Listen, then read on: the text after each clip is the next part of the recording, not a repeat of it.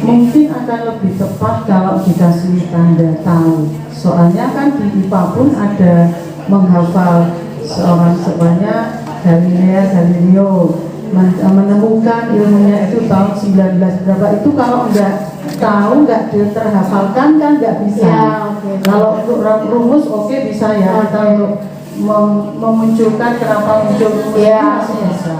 Oke, baik, terima kasih Bu Handayani tadi ya, sama Ibu Iin. Baik Ibu Bapak, oke, baik. Sekarang kita begini. Pertama, pinginnya anak-anak bisa bahasa Inggris apa cepat bahasa Inggris? Bisa bahasa Inggris. Kemudian Ibu guru IPA ya, oke, guru IPA fisika ya Ibu, oke, baik. Biologi itu kan dia menghafal. Iya, biologi menghafal, dokter pun menghafal Ibu Bapak ya. Oke, baik.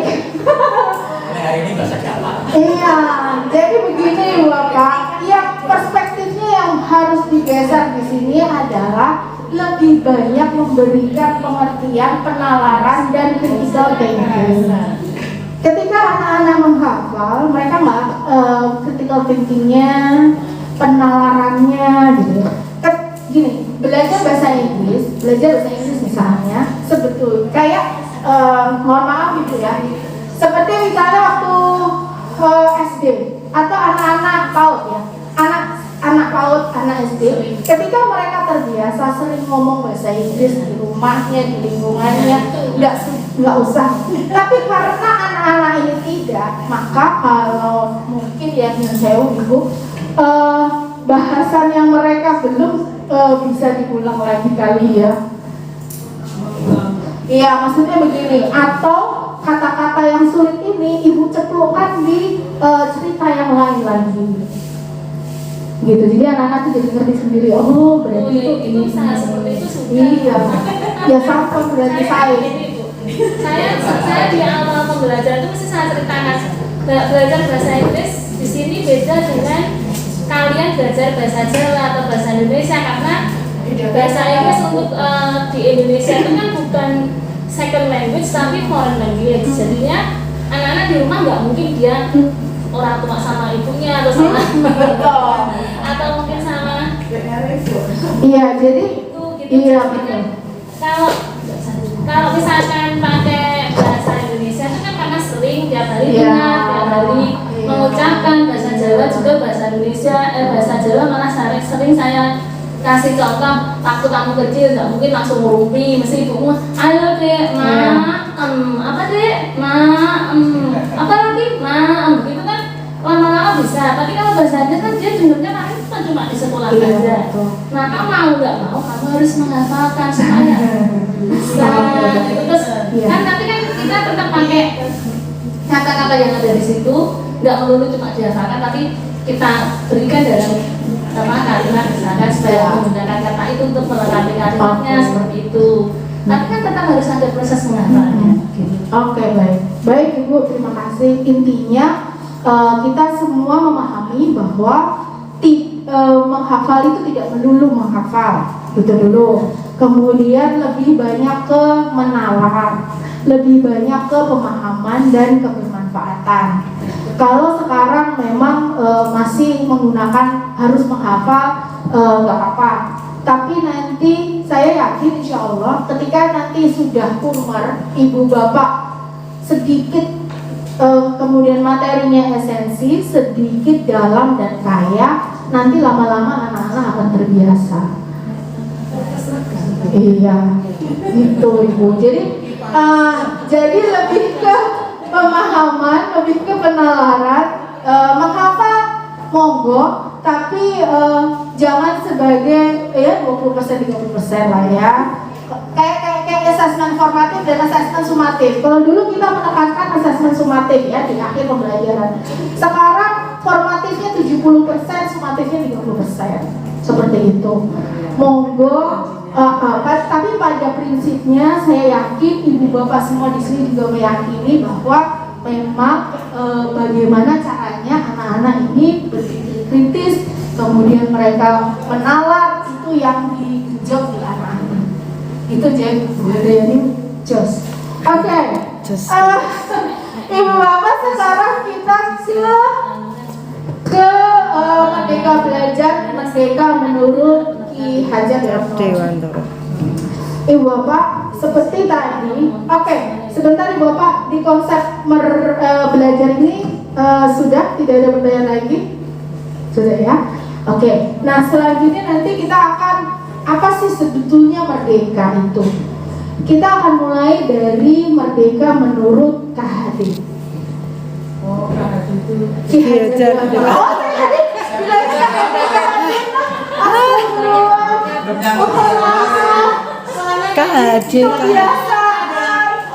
ada disebut juga orang Pak Imam Sobat tadi. Iya, iya. Aja saya pikir itu konsepnya Pak Imam Sahir. Ya, saya tahu bukan. Oke, Baru. KHD itu singkatan dari Ki Hajar Dewantoro. Saya kira kompetensi.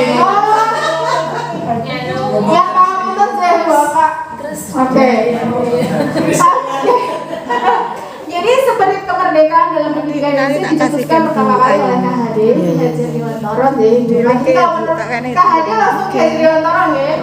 Nah, kemerdekaan budaya terhadap caranya anak-anak berpikir, yaitu jangan dipelopori atau disuruh mengatur buah pikiran orang lain. Ini kemerdekaan menurut KHD. Jadi bagaimana mereka create ya, mencipta sesuatu, tidak disuruh mengakui buah pikiran orang lain. Nah, merdeka menurut Ki Hajar Dewantoro itu merdeka tidak hanya terlepas dari perintah, akan tetapi juga cakap kuat memerintah diri sendiri. Nah, ini yang disebut dengan self-regulated learning. Jadi bagaimana anak-anak ini bisa punya motivasi internal untuk belajar, gitu. Jadi nggak usah disuruh, mereka sudah, oh aku butuh tahu untuk ini, aku butuh tahu untuk ini. Seperti ibu bapak di sini ya. Oke. Nah, itu adalah merdeka menurut KHD. Kemudian dalam ajaran Ki Hajar Dewantoro, kemerdekaan dalam pendidikan itu berarti tidak hidup terperintah, berdiri tegak karena kekuatan sendiri, cakap mengatur hidup. Anak-anak kita harapannya menjadi profil pelajar Pancasila, berkebinekaan, mandiri, kreatif, apalagi? Ingat, yang semuanya dibutuhnya adalah profil kompetensi, profil yang dibutuhkan untuk anak-anak menghadapi hidupnya di abad 21. Minimal, kalau mau ditambah boleh. Bahkan ada 56 deltas atau keterampilan, 56 keterampilan yang dibutuhkan anak-anak untuk menghadapi hidupnya di abad 21. Profil pelajar Pancasila ini hanya minimal saja. Tugas ibu bapak ini adalah menciptakan lingkungan untuk mewujudkan anak-anak yang memiliki profil pelajar Pancasila. Itu kalau di Kemendikbud jelas gitu. Oke. Nah, proses menuntun ya di Ki Hajar itu anak diberikan kebebasan, namun pendidik sebagai pamong dalam memberi tuntunan dan arahan agar anak tidak kehilangan arah dan membahayakan dirinya. Tuntunan supaya anak-anak memperoleh kemerdekaan belajarnya. Tuntunan supaya anak-anak punya self-regulated learning. Tuntunan supaya anak-anak bisa kreatif, inovatif, problem solver, berkebinekaan, gotong royong, berakhlak mulia. Itu guru dibutuhkan di situ. Oke. Nah, jadi nih ya, menurut KHD, anak-anak hidup dan tumbuh sesuai kodratnya sendiri. Guru hanya dapat merawat, menuntut tumbuhnya kodrat itu. Jadi kalau KHD itu menyebut kita itu sebagai petani, saya kan guru, ibu bapak semua guru. Kita itu sebagai petani. Kita nanam jagung. Kita itu yang merawat apa itu namanya biji jagung tadi supaya tumbuh menjadi jagung berkualitas gitu. Kita merawat apa itu namanya lahannya, kita kasih pupuk yang bagus, gitu ya, kita sirami supaya tumbuh menjadi jagung berkualitas.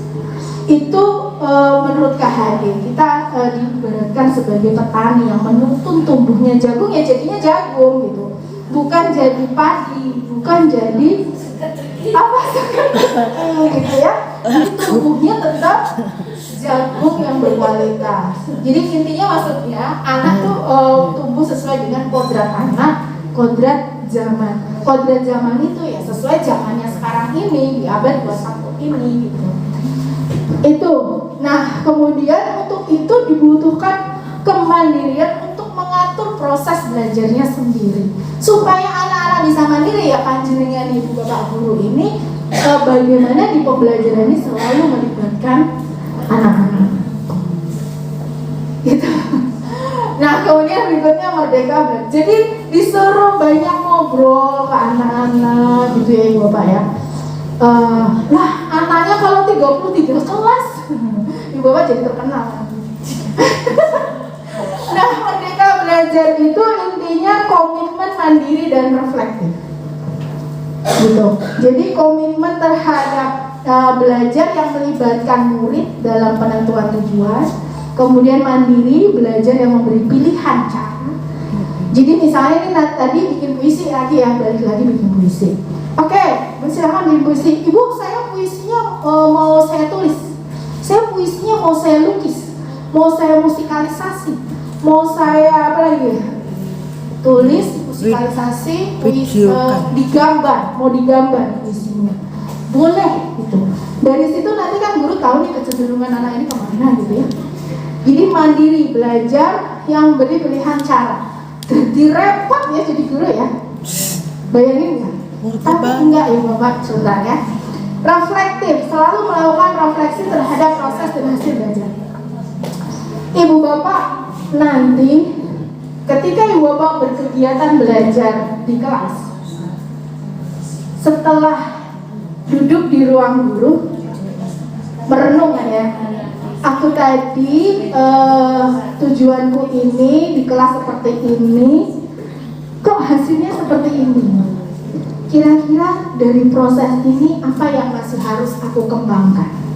Bukan kekurangan ya, sekarang bilangnya adalah apa yang harus saya kembangkan lagi supaya anak-anak memahami bahasa Inggris. Sebenarnya apa yang harus saya kembangkan lagi ya?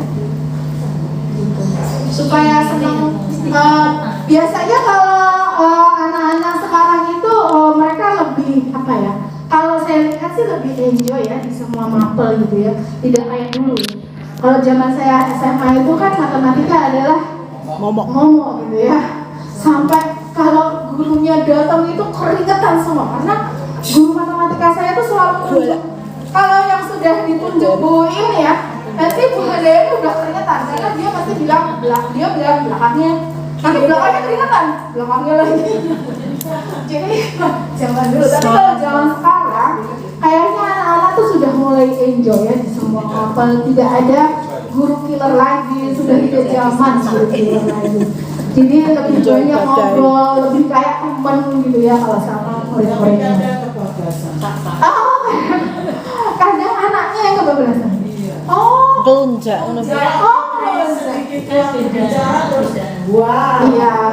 Iya ibu. Jadi gini, kalau kita memang ya bu lihat anak dengan kacamata anak dulu ya. Nah habis itu baru ketika kita memahami kenapa anak seperti itu, masuklah kebijaksanaan kita untuk anak ini sebetulnya pendekatan kita harus bagaimana gitu. Keren bu berarti anaknya friendly namanya. Kemudian ya bapak yang ditekankan di seluruh program di Kemendikbud sekarang adalah reflektif dan umpan balik. Karena itu yang kadang saya juga lupa gitu ya, sekarang aku ya wis lah gitu, yang sudah biarlah berlalu gitu ya. Tapi enggak ya, jadi kayak program PGP dan PSB ini setiap angkatan selalu ada refleksi dan umpan balik, selalu ada refleksi dan umpan balik. Jadi setiap angkatan selalu berbeda perlakuan ke pengajar praktik dan guru penggeraknya karena hasil refleksi. Jadi itu pun yang diberikan Jadi refleksi awal mulai dari diri, sintaknya kan merdeka namanya kalau di PSP nanti, PGP. Mulai dari diri, eksplorasi konsep, kemudian kolaborasi gitu ya, koneksi antar materi dulu, kemudian yang terakhir aksi nyata. Nah ini nanti yang terakhir lagi ada refleksi. Jadi setiap hari teman-teman itu harus refleksi apa yang diperoleh hari ini. Ada 6 macam cara berefleksi dan itu bisa diberikan ke anak-anak. Anak-anak juga dilatih untuk selalu berefleksi terhadap apa yang mereka lakukan. Kemudian ada cara umpan balik. Nanti saya share ke Bu Umi supaya bisa dipelajari dan bisa langsung dipraktekkan ke murid-murid ya. Cara berefleksi. Oke, Bapak, jadi itu ya, Merdeka Belajar itu komitmen terhadap tujuan, mandiri terhadap cara belajar, kemudian selalu melakukan refleksi. Jadi bukan sakar PDW, bukan. Tapi bagaimana kita melibatkan, mendengarkan, menghargai anak-anak gitu ya. Kan pembelajaran ini kan juga untuk mereka. Oke, Ibu Bapak, ini saya skip. Nah, apa itu Merdeka Belajar? Merdeka Belajar, saya tekankan lagi, adalah belajar yang diatur sendiri oleh murid. Murid menentukan tujuan, cara penilaian belajarnya dari sudut pandang murid. Merdeka Belajar yang melibatkan murid dalam penentuan tujuan, memberi pilihan cara, dan melakukan refleksi terhadap proses belajar. Jadi misalnya Bu ya, saya sering ya, misalnya saya tuh sudah menyiapkan lesson plan, kemudian materi pembelajaran banyak gitu ya, saya geret semua, saya sampai kadang teman-teman itu bilang saya tuh ngajar kayak guru TK gitu, semua dibawa gitu kan ke kelas, sudah siap nih, tapi ternyata anak-anaknya lagi nggak mood, anak-anaknya lagi nggak siap gitu ya, anak-anaknya lagi nggak pengen diulang gitu. Padahal wah, ya Pak, kayaknya itu sudah sehari semalam pikirnya tuh sudah berminggu-minggu seulang ini nganggo cara piye ya gitu kan ya. Nah ternyata masuk kelas anaknya udah mau, ya biasa-biasa aja gitu. Nah disinilah kemudian kita mesti menyelesaikan apa sih yang terjadi di kelas sampai mereka siap menerima pembelajaran kita. Jadi tidak serta-merta terus pokoknya itu karena aku dulu ya materi kudu rampung. Tapi waktu kita kan enggak cukup. Nah itu. Jadi nanti di Kurmer makanya kenapa yang dipilih di PKT adalah materi-materi esensial. Oke, jadi kita punya banyak waktu untuk noto anak-anak, untuk karakter, untuk bikin mereka pokoknya lebih enak Bu. Mungkin ya Bu kalau boleh saya minta dikasih sebuah contoh kegiatan kelas yang itu. Oh iya. Jadi kan kita bisa Nanti Ibu bisa tahu sendiri kok. Iya. Iya Ibu. Jadi kalau misalnya Ibu kan sudah memahami nih seperti ini, aku kudu ngene. Nanti ketika itu sudah, ya apalagi di sini nanti ada guru penggerak ya. Nanti guru penggeraknya pasti akan memberikan contoh praktek baik yang sudah dia lakukan ke teman-teman guru penggerak yang lain. Iya serius. Oke. Baik Ibu Bapak, jadi Merdeka Belajar itu kita simpulkan ya. Ini baru sesi 1. Nanti kita ini beberapa penelitian nih Bapak. Kenapa sih harus Merdeka Belajar gitu ya? Core Merdeka Belajar adalah self-regulated learning memang.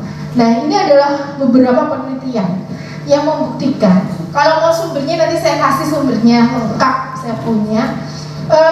Murid Merdeka Belajar itu tahu mengapa sih mereka harus mempelajari sesuatu.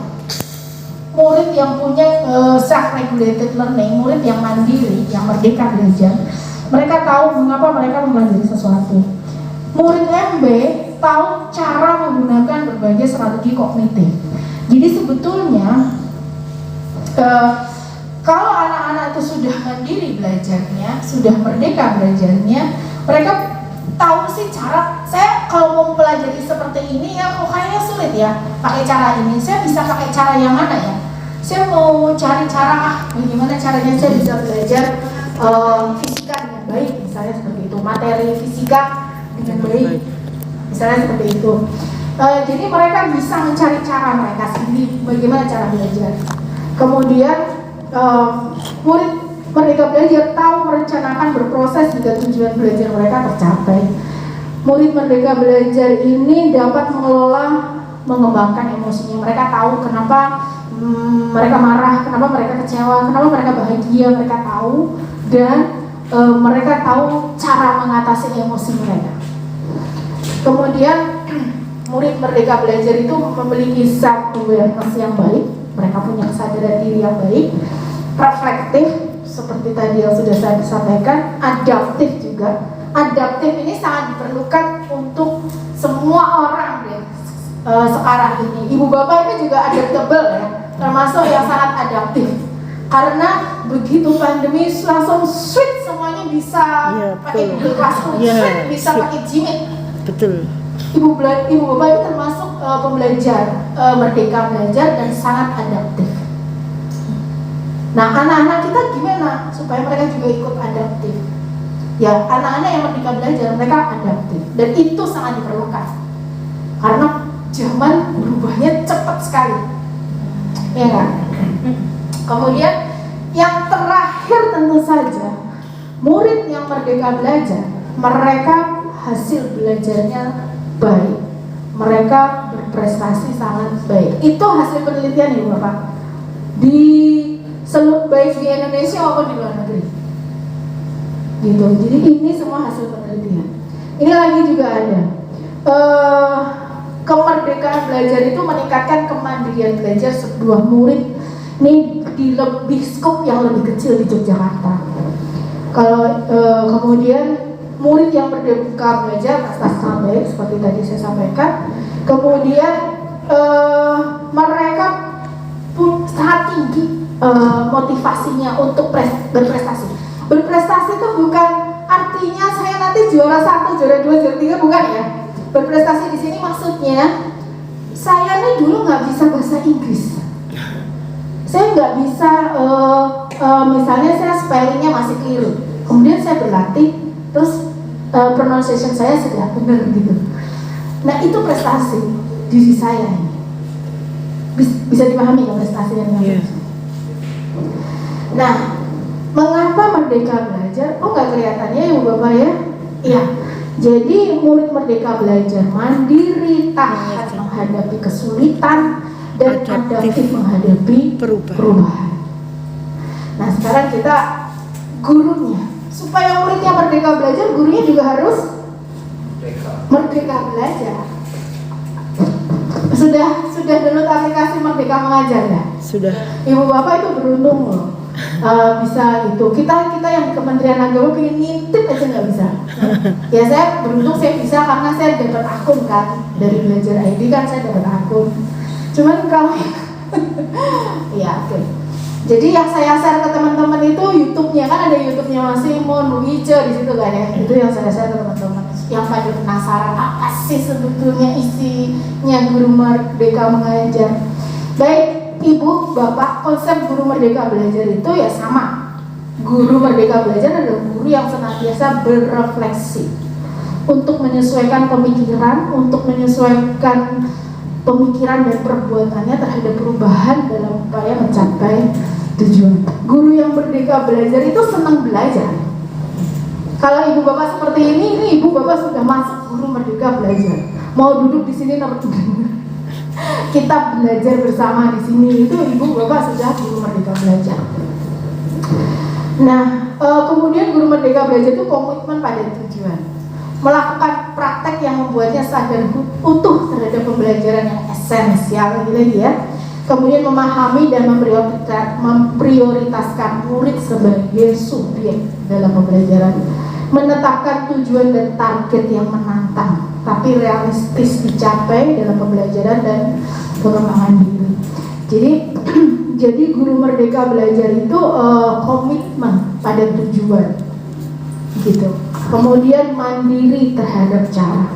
Misalnya tadi saya jelasin IPS itu apa ya? Misalnya saya kalau inflasi IPS di sini belum apa Bu? Kalau saya kebutuhan. Oh, need ya, need assessment ya, kebutuhan.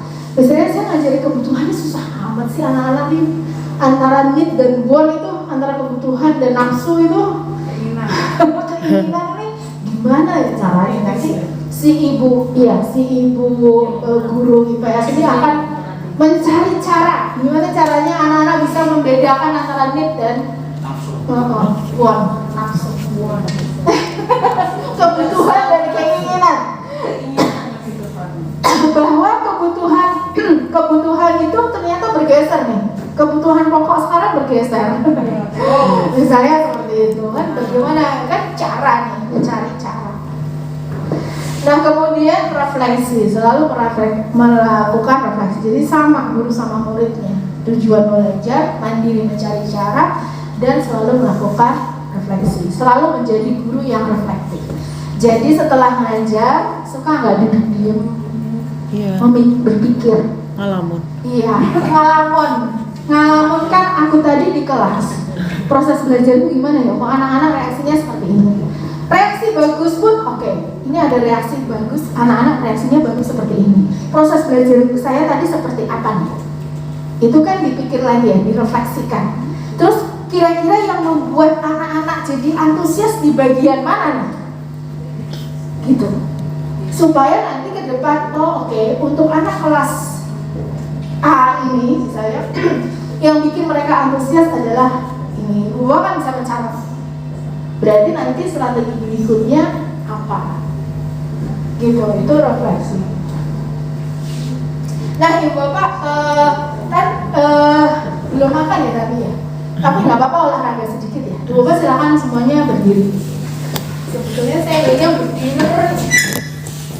Kalau saya jangan atau silakan WhatsApp gitu ya. Nanti kita bisa berdiskusi. Terus ini PPT nanti akan saya share ke Bu Umi. Ibu bapak bisa baca-baca lagi, silakan direnungkan lagi. Saya akan kirim juga link dari sekolahmu untuk ibu bapak bisa belajar di situ. Itu gratis. Kira-kira demikian ibu bapak, mohon maaf lahir batin. Billahi taufiq wal hidayah. Wassalamualaikum warahmatullahi wabarakatuh. Waalaikumsalam warahmatullahi wabarakatuh. Terima kasih Bapak Ibu namanya sudah menjelaskan berbagai hal yang berhubungan dengan Merdeka Belajar, moga dan manfaatnya untuk kita semua. Acara penutup yaitu doa yang akan dibawakan oleh Bapak Dai. Monggo waktu dan tempat kami sudah.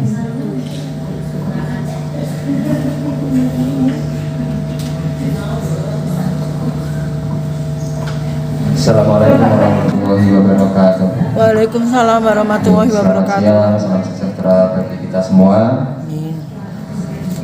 Bapak Ibu semuanya, marilah kita sejenak berdoa, kita tundukkan kepala dengan khusyuk memohon kepada Tuhan Yang Maha Esa sesuai dengan keyakinan dan ajaran kita masing-masing, dan izinkan saya memandu doa dengan adat Islami.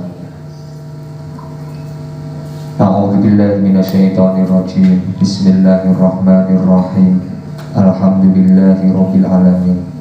Hamdan syakirin, hamdan na'imin, hamdan yuwafi ni'amahu wa yukafi mazidah. Ya Rabbana lakal hamdu kama yanbaghi li jalali wajhikal karim wa 'azimi sultanik. Allahumma shalli wa sallim ala sayyidina Muhammadin wa ala alihi wa sahbihi wa barik.